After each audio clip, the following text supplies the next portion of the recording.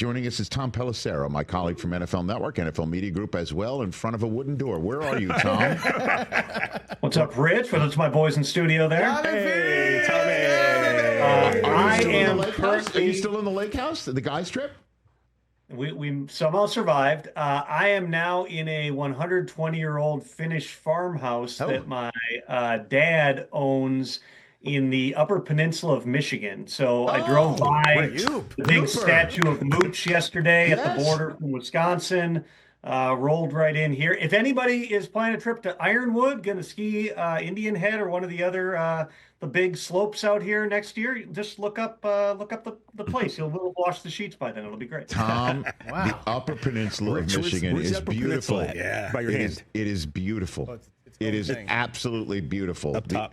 Although I once spun around on black ice on the Mackinac Bridge and had my life flash before my eyes as I was covering the Michigan hockey team in Sault Ste. Marie, Michigan is where I was going.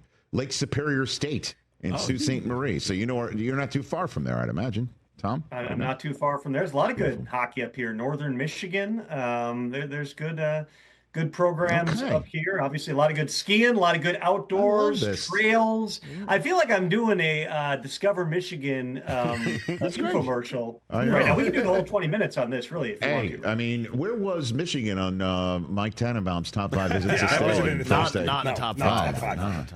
I mean, that's a snub. Yeah. I think we should have Mad Dog come on and tell him what his problem is. All right, anyway.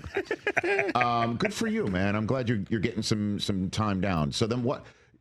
Tell me the last team that was involved on a text that you got on your phone from somebody. What's the last bit of news that you're willing to share that you got of somebody saying, this is what's up with this team? What do you got? What do you got? Oh, as my wife would tell you, I've taken, I think, 7 phone calls this morning, Rich. It never really ends. Most of the calls, though, right now are people saying, is anything going on with this? Is anything, hey, this is going to impact me? What's happening here? There's still a lot of stuff percolating here, Rich. And, as you know, most of the league right now is on vacation, but they're in places where they still can be in touch. You'll see a smattering of things come out over the next several weeks here. But in a lot of cases, quite honestly, everybody says, we already have a plan to meet right before training camp. It'll be, somewhere around, the middle of July there. A lot of coaches are back in the building starting around July 14th, with most teams reporting on July 22nd. So, yes, can we get things in the next 3 weeks?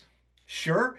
I'm planning to be back on TV July 14th. So I'd say that's probably the week to watch where a lot of these things will happen, just because that's when everybody, players, agents, team executives, they're all going to be back. And that's when they'll start, having those face-to-face meetings in some cases, or, jumping back on the phone after everybody's done with their vacation. All right. Clock strikes midnight in different spots, right? I mean, it just is. It depends on what your sense of midnight is. So which is the deal that needs to get done first? That's the domino effect for others. Do you think, Tom? Well, let's take a look at the edge rusher market right now. Certainly, TJ Watt, it seems, there's nothing done at this point, but it seems like, given where these teams are, that they're going to find a way to do something prior to the start of training camp. If a TJ Watt deal were to get done, and if it's in the range or upwards of a Myles Garrett deal, then what, if anything, should that play into what happens with Trey Hendrickson and the Bengals? Hendrickson, unlike TJ Watt, unlike Micah Parsons, has not been trying to outshoot Myles Garrett. But if a 31-year-old TJ Watt suddenly gets over $40 million per year, doesn't that naturally drive up the price for a guy who's a very similar age in Trey Hendrickson, who led the league in sacks last season? In other words, the Bengals, if you would think that if any team are motivated to get something done, it would be them, because it's going to be harder and harder if some of these other deals, Parsons or TJ Watt in particular, get done, for Trey Hendrickson to accept not being in the $40 million per year club, which, depending when this is, Rich, we're talking July, August, there could be 3 or 4 members of that club in terms of the defensive end. So certainly TJ Watt is a big one. I'm not holding my breath for that to get done much before. They're one of the last teams to report. They report on July 23rd to Latrobe. I'm not holding my breath for that to get done substantially before that, but certainly that is an important pivot point type of a deal in this entire thing. I think it'll be really interesting to see what plays out with Lamar Jackson. We know that last time around, in several different regards. The Ravens made pushes to try to get a contract done. Lamar ended up playing out not just the fourth year of his contract for basically no money as a former MVP, but the fifth and final year of his rookie contract, then allowed himself to get tagged, requested a trade, and then finally got the deal done around the NFL draft. He's got multiple years left on his contract here. The Ravens have been very upfront about the fact they'd like to get a deal done sooner than later. Why? Because the cap keeps going up, the market keeps expanding, and doing a new deal with Lamar Jackson at this point, when he's got a couple of years left on his deal, would allow you to spread out the cash as well as cap impact over more years, potentially give you more flexibility to build your team around him. So that's going to be a really interesting one, I think, here. And then you got some of these other deals. I don't think anything's going to get done with James Cook until we get closer to training camp. Obviously, he showed up to minicamp after staying away through the course of the voluntary activities in the spring. Terry McLaurin, we'll see how they handle it. It's a big question, Rich. Anytime that you're talking about a player who, granted, Terry McLaurin's been a really, really productive player. He's on a team that was really good last season and obviously has an exciting young quarterback in Jaden Daniels. But, are we considering Terry McLaurin in the Ja'Marr Chase, Justin Jefferson territory of players where he should be getting upwards of $30, even $35 million? Is he closer to maybe that second, third tier? Is T. Higgins a better comp for him, around $28 million? Those are all open questions. Again, I haven't gotten the sense that they're close on a deal at this point. So that's going to be another really interesting one to watch as we move forward here. And just in terms of the edge market, we'll get to the Ravens in a second because they're at the center of two pieces of news this week, the Justin Tucker suspension and also a collusion ruling that's been kind of swept under the rug until Pablo Torre found out. We'll get to that in a second. But it seems to me that if I'm Hendrickson, I'm waiting. Like, now it's to my benefit to have midnight strike later because I want Watt and Micah to sign first. You know what I mean? Like, and the same thing is, I guess, Micah seems to be like, we saw him at Fanatics Fest too. He's just like going about his business of being Micah Parsons in the world. He knows it's coming. He told me, don't give up. He goes, is that what he said to you? He literally said, it's our year. So, Tom, there's some information for you. Don't give up is what he told a fellow Cowboy fan. You know what I mean? Like, to me, Jerry Jones's clock ticks in a way that, midnight is going to eventually strike. Just the question is what it is in Jerry's head. I want Watt and I want Micah to sign before I do now. That's what I would be like if I'm Trey Hendrickson. Tom. Mike is in a little different category because he's younger, because it's a second contract player in terms of the risk factors, the risk of not just injury, but that's also true. No, that's true. But I'm Trey Hendrickson. I'm on a team that desperately needs my services. Shemar Stewart, who I'd love to get your 2 cents on as well, on what the fix is there to get this rookie edge rusher in, because they have to. This team needs me. It doesn't matter that I'm older than Micah. I still do the same job as Micah. And as far as I'm concerned, I do it maybe even better than Micah. It doesn't matter that I'm older, which just makes it seem for me, I get my money. Like now, because I know I might not get it again. This may be my last bite at the apple with the leverage that I've got. So to me, I would stick and stay if I were him for as long as I can. And the Bengals could potentially, oblige him by waiting also. I'm just throwing that out there, Well, okay, let's separate each of these because there's a few different situations. With Micah, part of the reason that he can be so cool and calm about the situation, including when he's talking with TJ, is the fact that by Micah's own words, he and Jerry Jones had essentially a handshake agreement on a deal months ago. Micah knows exactly what the type of contract is that he's going to be getting. If anything, he's going to end up getting more than what he would have gotten had they finalized the deal back in March. Right. Part of the thing with the Cowboys has always been Jerry Jones is a believer in doing long-term deals. There was a time that doing 6-year extensions, 5-year extensions, that was commonplace in the NFL. You look across the league in free agency this year, I believe there's only one 5-year deal done in the entire league, and that was Will Fry's, his deal with the Vikings. Everything is trending towards shorter term deals, higher percentages guaranteed, and not having those tail type years. The Cowboys, their history has been you do longer deals, 6-year extensions, if not longer in the case of a guy like Tyron Smith, but you do strong cash flow up front, and then there's team friendly back years on those deals where you end up having somebody at a rate that you can sustain for a long time. With Micah, my sense would be It's not even about the money, because if they had a handshake agreement, the money's already in line.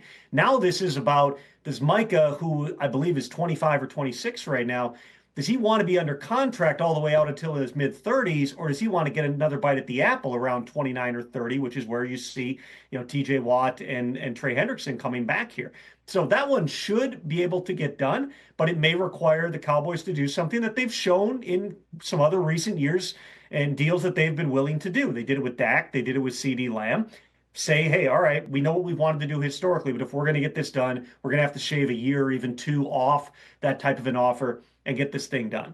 With Trey Hendrickson, he already feels like, Rich, he's been patient. I am with you. If that TJ Watt deal gets done in particular, because the Bengals, like any other team, will go, hey, this is a 26-year-old guy, you're 31. We're not doing that same type of deal. TJ Watt gets done, and they're like 2 months apart, I think, in terms of age. Right. Then Trey Hendrickson's going to go, if you're doing that for a guy who hasn't been as durable, wasn't as productive last year, I should get even more. At the same time, Trey Hendrickson has been trying to get a new multi-year contract for like 2 years now. He requested a trade last offseason, and then obviously he came back this offseason and has been very public in this entire thing. He would like to get a multi-year deal that gives him security and keeps him in Cincinnati. To this point, the Bengals just have not stepped up with significant enough of an offer for him to take it. But again, he's not been asking for over Myles Garrett. If TJ Watt and Micah Parsons, for that matter, outshoot Myles Garrett, then suddenly I think you have to have a little bit of a recalibration and say, okay, now the market for 30, 31-year-old defensive ends has gone from here to here. It's going to cost you even more money to get this deal done. We know the Bengals' history too. With contracts, at times these things take a while. We saw it with Ja'Marr Chase. They offered him a very similar type of a deal to Justin Jefferson 2 off seasons ago. Ja'Marr Chase ultimately did not take it. Then the market got reset multiple times in this offseason, and all of a sudden Ja'Marr Chase got substantially more money, albeit with a cash flow based on what he played for last year that you can argue whether or not he actually benefited from the bigger deal. But in terms of the average per year, it ended up being more. The Bengals now, they could find themselves in that situation with Trey Hendrickson. Let's see how things play out, particularly over these next 4 or 5 weeks before we get into training camp. And then in terms of Shemar Stewart, yes, sir. You got to remember this, Rich. There are dozens of players, only a couple of first-round picks, but there are dozens of players across the league, rookie draft picks, who have not yet signed their contracts. The reason this one gets more attention is because there's only one guy who did not participate in practice the entire spring, and that was Shemar Stewart. And my understanding has been, the way that this works, why rookies can practice without contracts, which you can't do starting in training camp, veterans can't do it, is generally players will sign what's known as a participation agreement that protects you if something were to happen, injury or otherwise, through the course of those practices here. It would ensure that you're taken care of financially. Well, Shemar Stewart didn't want to sign the participation agreement that the Bengals had because the way that theirs is worded, because every team has different language, it did not provide the same level of protection as other teams give their rookies. And in fact, he wasn't alone in that. Demetrius Knight, their second-round pick, also didn't practice with the first day with the Bengals because of the same issue. He ultimately showed up on day 2. They got his contract done. But the argument in that case was, hey, I should be treated like all the other rookies around the NFL. And the Bengals were saying, well, no, this is our language. This is what Amarius Mims and everybody else before you had. Well, it's exactly the opposite on the contract, which is the Bengals are saying, we want to give you this language. Shemar Stewart saying, I want to be treated like all the other players in this locker room, like Amarius Mims. And they're saying, well, no, this is what we're now going to do with this language to match other teams. So you've kind of got this double standard here that has not struck Shemar Stewart or his agent well. I think ultimately they find a way one way or another to get Shemar Stewart in, if not right at the start of camp, then in the early stages of training camp here. But that's the reason we keep talking about this one. It's not that it's unusual for a player not to have signed. It's this dichotomy of, well, we can't do the participation agreement because of what other teams' language is, but we also can't do the contract because, well, this is what our language is. That's what's generated, from my understanding, the most significant holdup here, and why Shemar and his agent, Zach Hiller, just haven't been willing to sign either of those. Yeah, we're talking about it too, Tom, because, it's very rare for a rookie to leave camp the day after he arrived to hold in and say that a team is more up for winning an argument than games. Like that. That was a new one for me. And we've been at this for a while with NFL Network.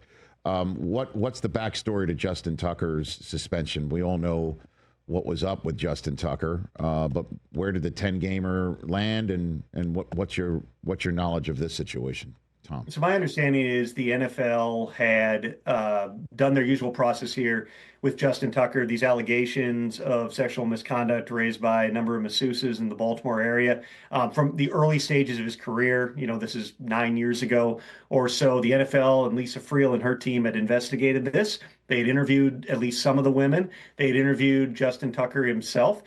Justin Tucker, from what I've told, let's make this abundantly clear here, Rich. He maintains his innocence. Everybody's going to cast their own judgment based on the circumstances. Accepting the suspension was not him admitting any fault. The reality is with Justin Tucker, he is a 35-year-old going on 36-year-old kicker, one of the greatest, if not the greatest of all time, most accurate of all time.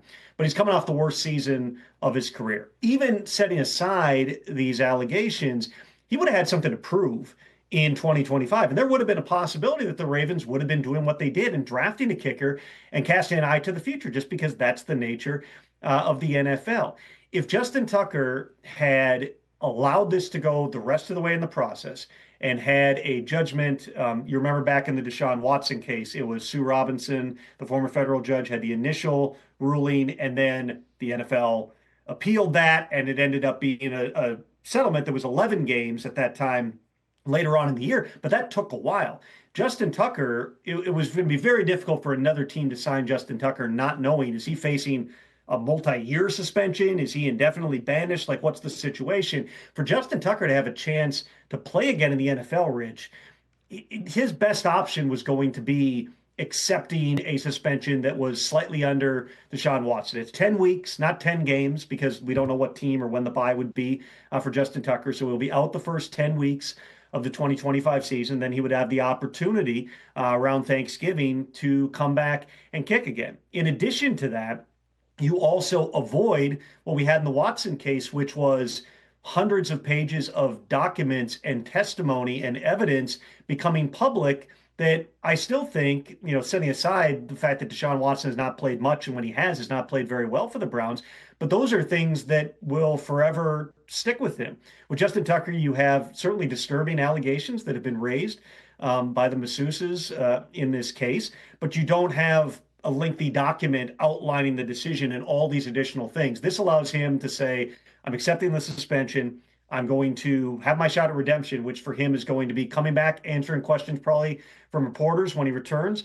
And then ultimately he hopes returning to the field. The best case scenario for him, and I know that he consulted his attorneys, he consulted the NFLPA, they could have dragged it out. That could have been a year or two before things get resolved. It could have ended up in the legal system. He accepted the suspension right now to start the clock and to give himself the opportunity that come November and December, we all know, Rich, there are not enough good kickers in the NFL.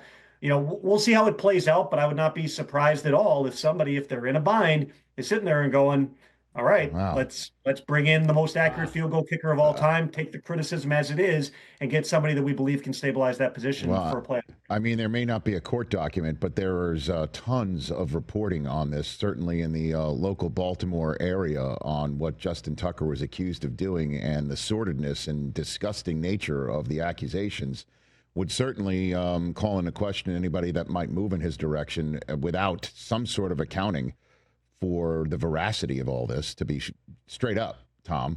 And, it's interesting that, again, I saw his representation said this is in no way any admission of guilt, although he cannot appeal it. Like, this thing is, it's agreed not to. Right. It was a negotiated right. Which means the league is like, you're going to take this and don't even make us come and explain why we're doing this. They're again, I guess that's 10 weeks into the season. We shall see. But think about it this way, though, Rich. If he misses a whole season, let's say between the length of the process, right, to yield a verdict, then a potential appeal. Let's say the suspension doesn't come down until November, December. Now he's missing a whole year, or if they suspend him before the season for a whole year or more, because clearly if they settled on 10 games, the NFL was seeking substantially more than that. I would anticipate the NFLPA was probably seeking a fine. That's generally how these things go. If you get a year out and then there's potential even suspension into the following year, again, we're talking about a 35, 36-year-old kicker.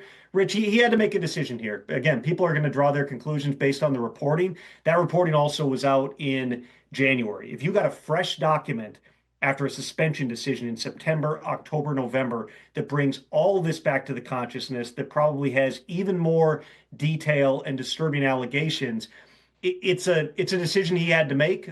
Certainly, from everything I understand, he maintains his innocence. He would have liked to state that in a strong way.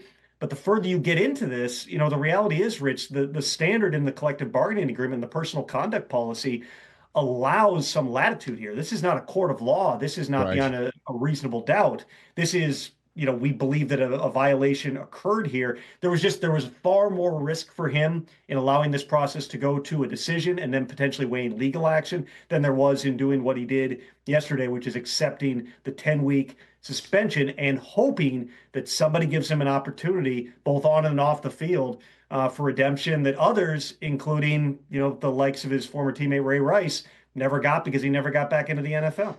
What did Pablo Torre find out this week between the league and the NFL Players Association involving the concept of collusion, Tom? Well, first of all, I'd say, good work, obviously, by Pablo to dig up the document. I personally had not put in 1 second of effort to getting it because the decision was out in January. There were a lot of other things happening at that time. And so it wasn't something I was going to dig up once we knew that the NFLPA had not prevailed in the collusion case. And therefore, there was not going to be any type of fallout in terms of, cap consequences, payouts to players, any of the things that had they prevailed, you would have had some of that fallout. I have read the entire document. I think that there were, certainly some interesting exchanges in there, including between owners and things like that. I'm not an attorney. I'm not going to give you an opinion on whether or not I believe that, collusion was proven based upon the evidence. Right. We'll leave that to Florio. Right, Tom? He'll get another 75 posts about this. No one needs to tell Mike to dig harder for a conspiracy. I don't want to get between you guys, not at all. But Tom, Mike is covering this extensively. That is for sure. I have seen as much. I would say this because there's been speculation from him and others about why was there this conspiracy to conceal this document. I mean, first of all, decisions by the system arbitrator who's jointly selected and paid by the NFL and NFLPA, those are not generally public. They're not like personal conduct decisions. Right. Secondly, this remains an open legal process from the perspective that the NFL Players Association hypothetically could file an appeal, take this into federal court. I would say, just my opinion, I believe that that's unlikely that they're going to do that because the bar for federal courts to get involved in collectively bargain processes is so high that it would be hard for them to prevail at that level. But, the idea that this was, while you're trying to cover for J.C. Tretter or D. Smith or anything else, I think is extraordinarily far-fetched. Neither side has commented because, A, they had an agreement to do that, and B, because the NFLPA, it's been 5 months. They're probably not going to do it, but could they file an appeal? Could they take this to court?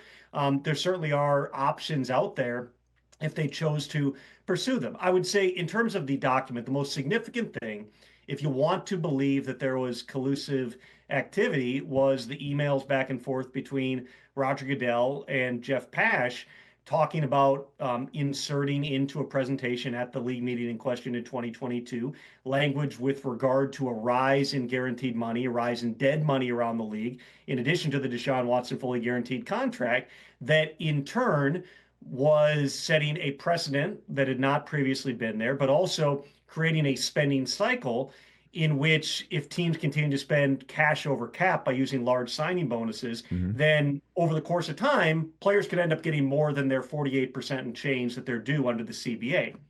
The issues with proving then that that's collusion are manifest. There's a lot of different ones. For one thing, Most teams, just as a matter of course, don't spend cash over cap in perpetuity. If you do things like that, if you end up with tons and tons of dead money every year, you end up like the Saints, and you're constantly having to push money out in the future.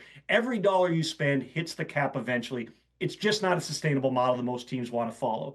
There's also a line in there from both John Mara and Robert Kraft. The Kraft line made me chuckle, which was, you want your opponents to do stupid things with the cap. You want other teams to do dumb things. In other words, the idea of collusion would be, we're all going to get together and do things the same way. No, you want to do things smarter than everybody else. And then as you get into the individual negotiations there, Rich, I think that you peel back the layers on a lot of these. Take Lamar Jackson, for instance. Yes. Eric Acosta made multiple fully guaranteed offers to Lamar Jackson, but they were on shorter term deals.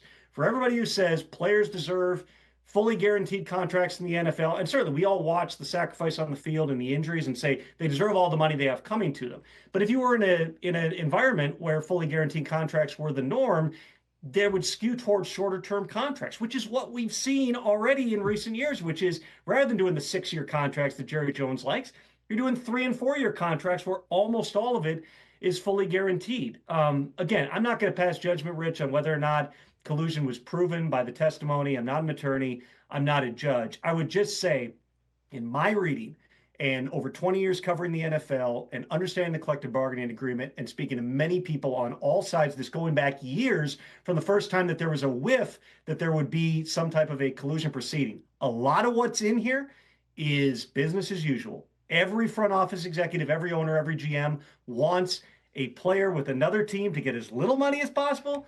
Every agent, every player wants a guy who's in a similar position to get the most money possible from somebody else. Okay. It is a series of trying to reset markets, whether it's upward or downward. It's trying to set and reset precedents. That's what all this negotiation is. The management council exists and has for decades because the players union doesn't want to negotiate with 32 different teams and owners on every aspect of the CBA. They want one body that speaks for the collective.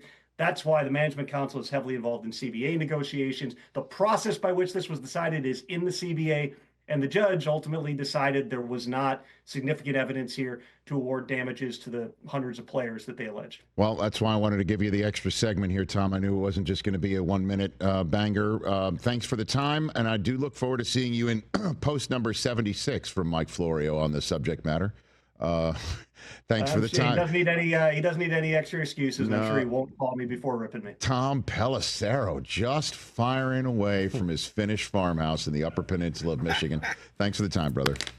Catch the Rich Eisen Show live weekdays from 12 to 3 p.m. Eastern on Roku Sports Channel in the U.S.